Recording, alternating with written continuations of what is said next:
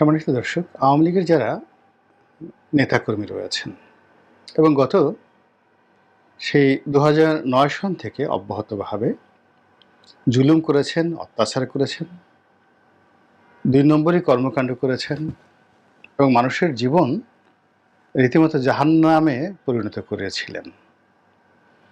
তারা এই সময়টিতে কেমন আছেন?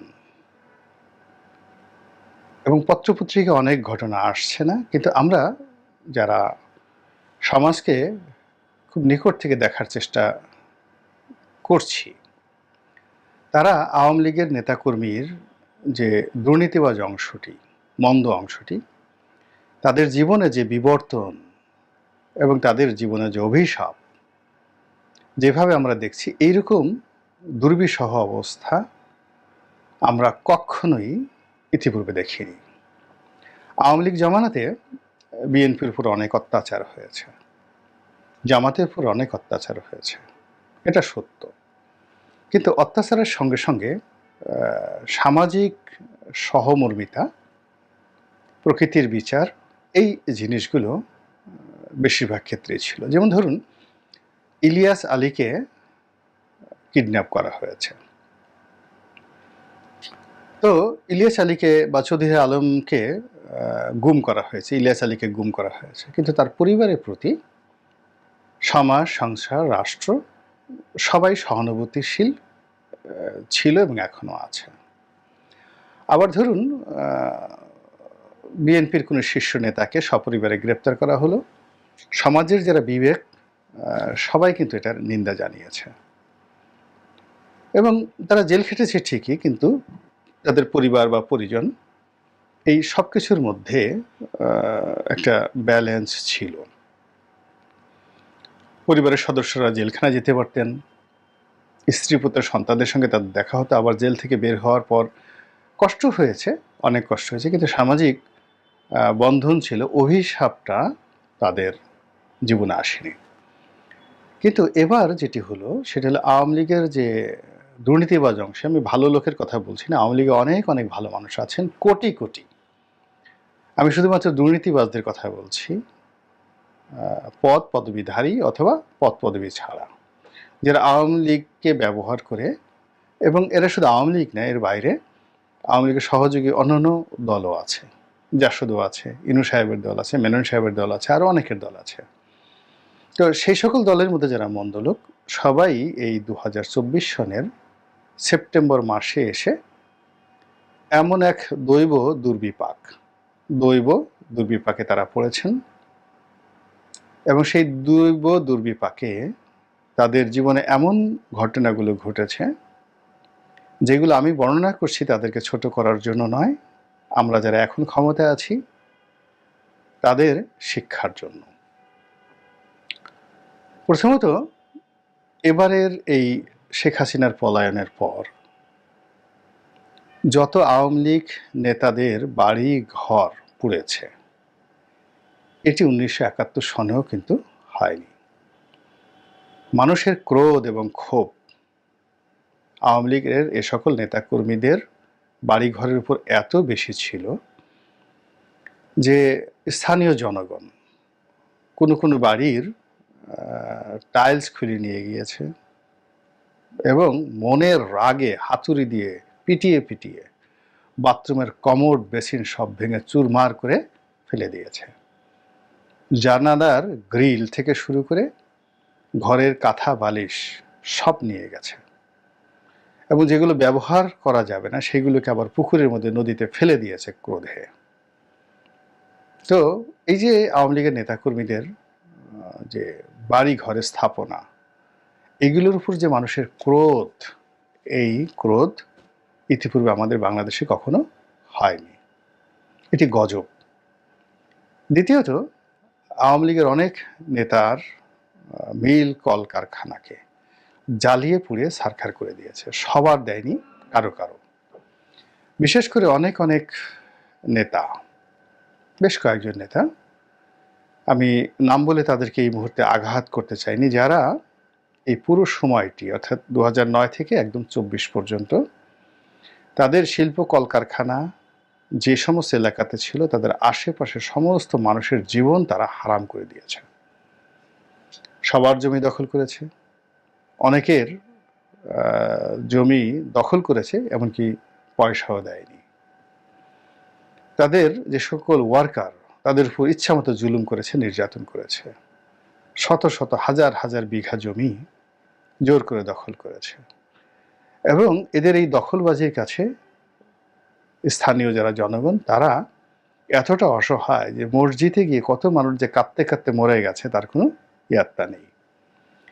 এই মানুষগুলোর শিল্প কলকারখানা যত বড় হোক না কেন, এমন এমন শিল্প প্রতিষ্ঠান 20,000 30,000 লোক চাকরি করে, সেইগুলোকে পুড়িয়ে ছারখার করে দেওয়া হয়েছে, ভস্মীভূত করে দেওয়া হয়েছে। এই গেল শিল্প কলকারখানা। তৃতীয়ত, এইবার যে পরিমাণ আওয়ামী লীগের নেতাকর্মীরা বাস্তুচ্যুত হয়েছেন, অর্থাৎ বাড়ি ঘর ছেড়ে পালিয়েছেন। একেবারে অজপাড়াগাঁয়ের একজন ছাত্র লীগের মানে ওয়ার্ড পর্যায়ের কর্মী থেকে শুরু করে একেবারে শেখ হাসিনা পর্যন্ত, মানে এরকম কত লোক হবে? 10 লাখ, আরো বেশি, 20 লাখ। এরা বাস্তুচ্যুত, মানে তারা যে এলাকাতে ছিলেন সে এলাকা তারা ছেড়ে দিয়ে অন্য এলাকাতে চলে গেছেন। 20 লাখ লোক বাস্তুচ্যুত হয়েছেন, কম করে হলেও আমার কাছে মনে হয় আরো বেশি। এগুলো পুরুষদের কাহিনী। দ্বিতীয় যে ঘটনাটি ঘটেছে সেটি হলো অনেকে সপরিবারে বাস্তুচ্যুত হয়েছেন, পরিবার এবং পরিজন সহ তারা পালিয়ে গেছেন। এদের একটা বিরাট অংশ দেশের মধ্যে আছেন এবং ক্ষুদ্র অংশটি দেশের বাইরে পালাতে সক্ষম হয়েছেন। কিন্তু সবচেয়ে বড় ট্র্যাজেডি যেটি হয়েছে সেটি হলো অনেকের স্ত্রী পুত্র সন্তান দেশের বাইরে তারা পাঠিয়ে দিয়েছে, আর নিজেরা বাংলাদেশে জেলখানার মধ্যে ধরা পড়ে আছে অথবা গ্রেপ্তারের ভয়ে পালিয়ে বেড়াচ্ছে, স্ত্রীরা বিদেশে আছে।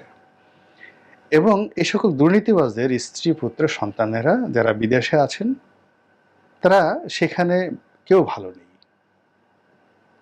তারা সেক্সুয়ালি হ্যারাসমেন্ট হচ্ছেন বাই দ্যাট ফরেন সোসাইটি।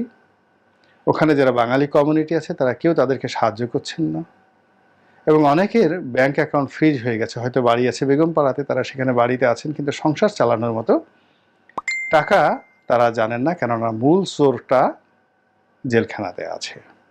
এবং বাংলাদেশে তাদের যে টাকা ছিল সেই টাকাগুলো তারা নিতে পারেনি, এই কারণে এগুলো ফ্রিজ হয়ে গেছে। আর বিদেশে তারা যে টাকাগুলো রেখেছিল, যেহেতু চোরের নামে ব্যাংক অ্যাকাউন্ট, ফলে চোর সেই ব্যাংক অ্যাকাউন্টগুলোর অপারেট করতে না পারার কারণে স্ত্রী পুত্র সন্তানেরা বিদেশে টাকার অভাবে অনেকে কষ্ট পাচ্ছেন। এবং তারা এত প্রভাবশালী লোকজন, তারপরেও তাদেরকে এখন কেউ টাকা পয়সা দিয়ে সাহায্য সহযোগিতা করছেন না। আবার অনেক চোর বিদেশে পালিয়ে গেছে, বদমাইশে বিদেশে পালিয়ে গেছে, তাদের বউ বাচ্চারা বাংলাদেশে আছে। এবং যারা বাংলাদেশে আছে তাদের একটা অংশ পালিয়েছে বউ বাচ্চারা, যারা বড় অপরাধী, আর আরেক অংশ পালায়নি, কিন্তু প্রতি মুহূর্তে তারা থ্রেটের মধ্যে আছে। কারো ঘরে যদি যুবতী কন্যা থাকে বা সুন্দরী স্ত্রী থাকে, এখন সেই যুবতী কন্যা এবং সুন্দরী স্ত্রী স্থানীয় টাউট বাটপারদের বদনজরের মধ্যে পড়েছে। অনেকে এখানে একটা সমঝোতা দফা রফা করে কোনো মতে বসবাস করছে এবং অনেকে নিজেকে বিলীন করে দিতে বাধ্য হচ্ছে। এইরকম দুর্বিষহ ঘটনা বাংলাদেশে কখনো ঘটেনি। এরশাদ জামানাতে আমরা শুনতাম যে এরশাদ যখন কারো স্ত্রীকে টার্গেট করতেন, অমনি সেই লোকটির স্বামীর জীবনে দুর্বিষহ বিপদ বিপত্তি নেমে আসত। তাকে মেনে নিতে হতো যে শাসকের অঙ্কশায়ী বা অঙ্কশায়িনী হবে তার স্ত্রী, এবং তিনি সেটা প্রমোট করবেন, যেমন জিনাত মোশাররফ। এটা তার হাজব্যান্ড মোশাররফ সাহেব মেনে নিয়েছিলেন। লোভের বশবর্তী হয়ে স্ত্রীকে তিনি দিয়েছিলেন এরশাদের কোলে তুলে।